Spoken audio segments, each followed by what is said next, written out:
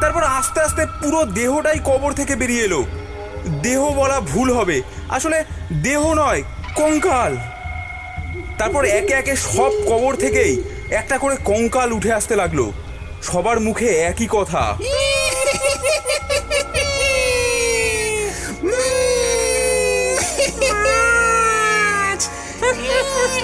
সেই কবে মাছ খেয়েছি মরার আগে। কি সুন্দর গন্ধ! আমাকে মাছটা দিয়ে যা। সেই কবে মাছ খেয়েছি।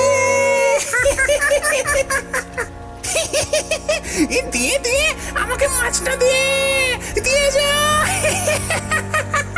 মাছ খাবো, মাছ খাবো। ধর ধর ধর বেটাকে ধর ধর বেটাকে।